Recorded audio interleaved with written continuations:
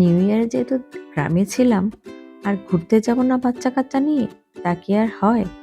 Hello everyone, it's me Chayanika. তোমরা সবাই কেমন আছো? তোমাদের সবাইকে নতুন বছরের অনেক অনেক শুভেচ্ছা। Happy new year.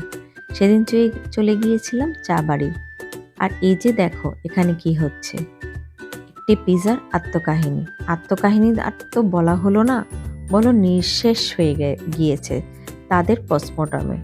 হ্যাঁ, সেদিন আমরা নিয়েছিলাম পিজাটি মোটামুটি ভালোই ছিল। আর মোমো নিয়েছিলাম, যেটা কিনা খুবই খুবই খারাপ টেস্ট ছিল, যেটা আমার একদমই ভালো লাগেনি। আর বাচ্চারা নিয়েছিল মিট বক্স, তাদের ভালো লেগেছে তারা বলেছে। আর হ্যাঁ, আমি কিন্তু খাবারের কোনো ছবি নিতে পারিনি, কারণ সব খাবার নিমেষেই শেষ হয়ে গিয়েছে। চা বাড়ি গিয়েছিলাম, চা খেয়েছি, কিন্তু আমার মিষ্টি একটু বেশি লেগেছে।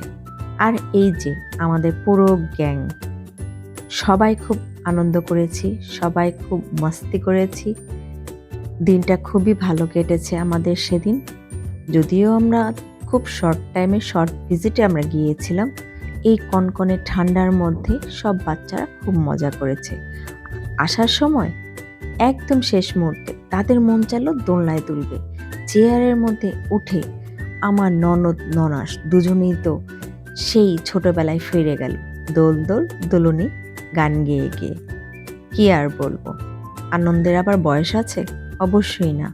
আর এই যে দেখো আমাদের আন্ডা বাচ্চারা, তাদের কি অবস্থা, কি পোজ নিয়ে তারা দাঁড়িয়েছিল, সব ছবি তুলেছিল তারা। এই তো আমরা একে একে বাইরে বের হয়ে যাচ্ছি, ও আর চারজন, তারা দেরি করে অন্য পোস্ট নিয়ে বের হয়ে গেল। আর টোটো নিয়ে আমরা চলে এসেছি। সবাই আমরা টোটোর মধ্যেই খুব আনন্দে নেচে গিয়ে বাড়ি ফিরে এসেছি। আর হ্যাঁ, সেদিন ছিল পূর্ণিমা, বিশাল বড় একটা চাঁদ। সব মিলিয়ে সময়টা ছিল খুবই সুন্দর।